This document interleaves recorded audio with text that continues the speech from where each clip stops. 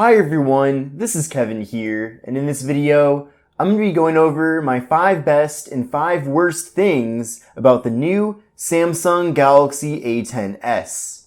So let's get started.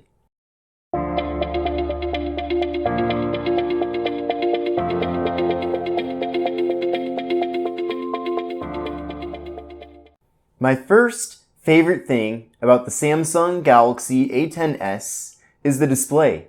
This device features a massive 6.2-inch display coming in at 720p at a 19:9 aspect ratio. So with this, we're getting a PPI of 271, and the display technology is LCD. So of course, it's not the best display technology out there. It would have been nice to see the A10s have AMOLED instead, like what we have with the A20. But still, I like the display quality overall. I think it is still a good looking display, especially for a phone in this price range. The actual size of it is a great bonus as well, because it's larger than what you get with the iPhone 11, and it's great for watching video content, browsing the web, and doing anything that involves content consumption. So if you decide to get the Galaxy A10s, I definitely think you're going to be happy with the display. My second favorite thing about the Galaxy A10s is the camera quality. So one of the things that we gain with the Galaxy A10s over the Galaxy A10 and A10e is a secondary camera. Now that camera allows you to get portrait mode, and the main camera on here is 13 megapixels, and that secondary camera is 2 megapixels. Now the results from that are actually surprisingly good. So you get a nice blurred out background, and it's able to focus in on the actual subject very well. So the camera is great for portrait mode. It's also great for taking photos of really anything else. So what's nice about the live focus mode on here is that you can actually use it to take photos of non-human things, and then you also get portrait mode with the front-facing camera. So I've been very happy with the photo and video quality from the device, and it's definitely some of the best quality that I've seen from a phone at the $130 price.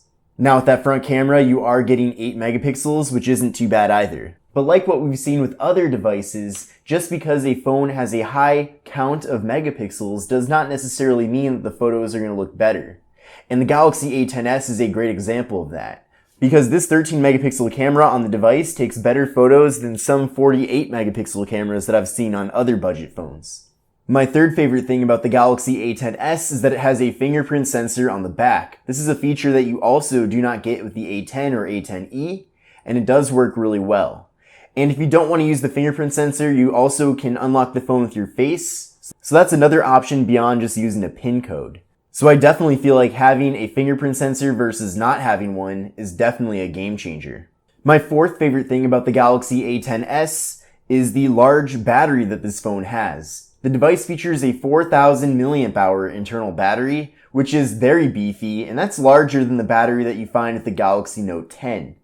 So you're going to get very good battery life with the Galaxy A10s, so there's definitely no need to worry about that. And finally, my last favorite thing about this phone are the colors that's available in. Now you can get this device in red, blue, and black. This is the blue color, of course, and I just feel like it looks really sharp. Now the material on the back certainly is a fingerprint magnet, so that's one downside with it.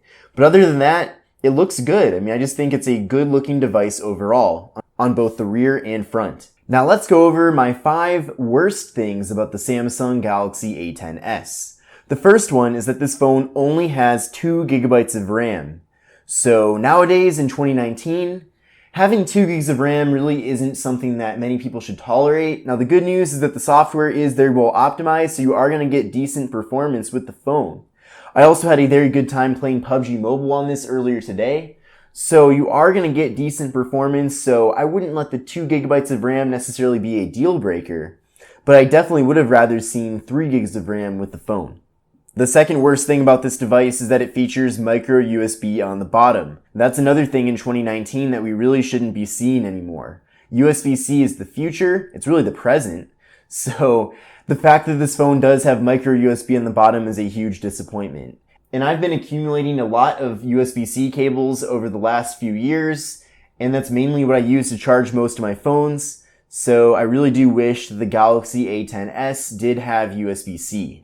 Another thing that I'm not a huge fan of with this phone is that it has a decently sized chin on the bottom. Now up top, things are really nice because we have a very small teardrop notch. So very good screen to body ratios with this phone, except for the bottom where we do have a pretty thick chin there.